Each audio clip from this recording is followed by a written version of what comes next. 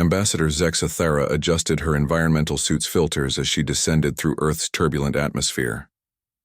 The warnings in her species' databases had been clear. This world was classified as a Classe Doctrine death world, unsuitable for intelligent life. Yet here she was, responding to humanity's application to join the Galactic Federation. The ship's sensors screamed alerts as they passed through violent storm systems.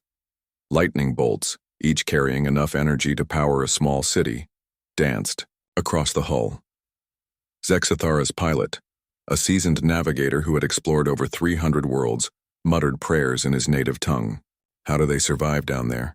he whispered, watching massive hurricanes swirl across entire continents. The ambassador had wondered the same thing for months. Earth's gravity was nearly twice the Federation standard. Its atmosphere contained a reactive gas that corroded most known materials. The planet's tectonic plates shifted constantly, triggering earthquakes and volcanic eruptions.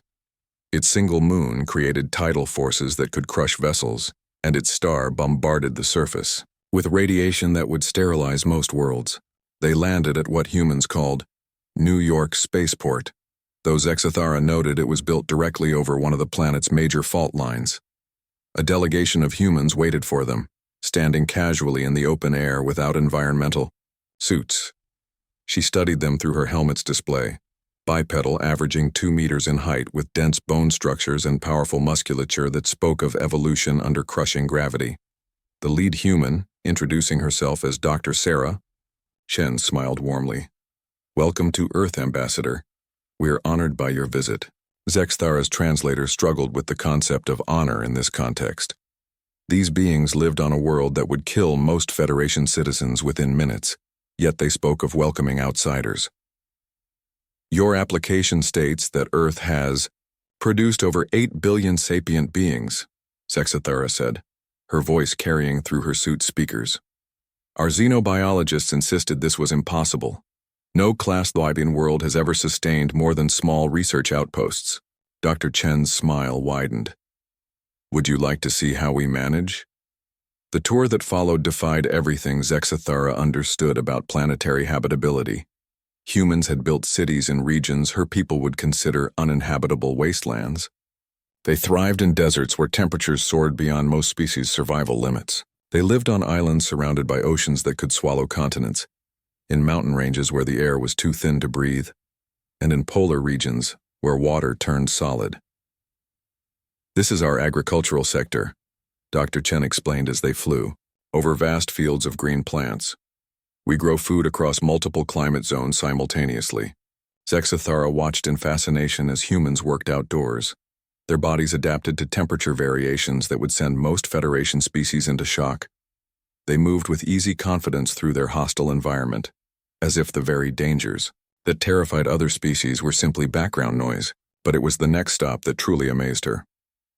"This is a hospital," Dr. Chen announced as they entered a large building filled with humans in various states of recovery.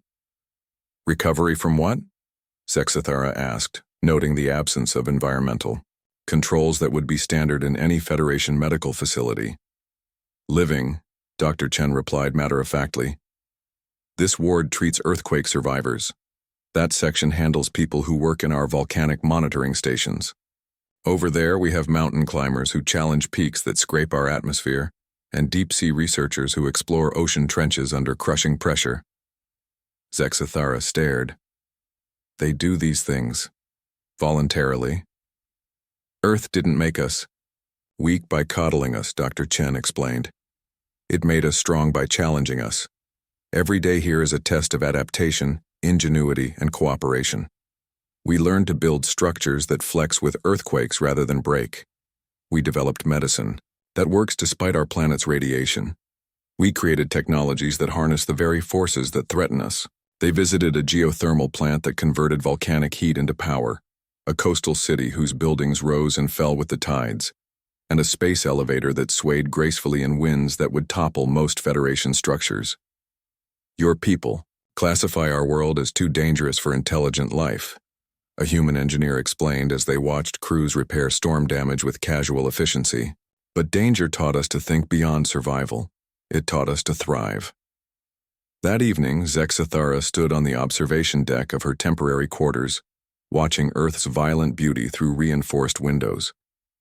Aurora lights danced across the sky as solar radiation interacted with the planet's magnetic field, the same field that deflected cosmic threats daily. Below, she could see humans going about their evening routines, children playing in parks, couples walking hand in hand, through streets that existed only because an entire species had decided that an impossible world was worth calling home. Her communication device chimed with a message from the Federation Council. Status report on Death World survey? Zexathara paused, considering her response. By every metric her people used, Earth was indeed too dangerous for intelligent life. Its inhabitants should have been scattered survivors in underground bunkers, not a thriving civilization reaching for the stars. But she had seen something in the humans that her people's classifications couldn't measure. The peculiar strength that came from loving something dangerous, the innovation born from necessity, and the unity forged by facing impossible odds together. She typed her reply.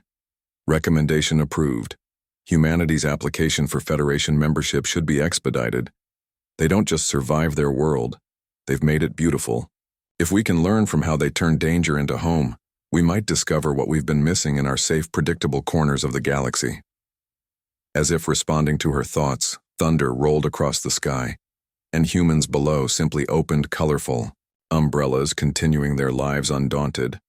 Earth might be too dangerous for most species, but for humans it wasn't just home.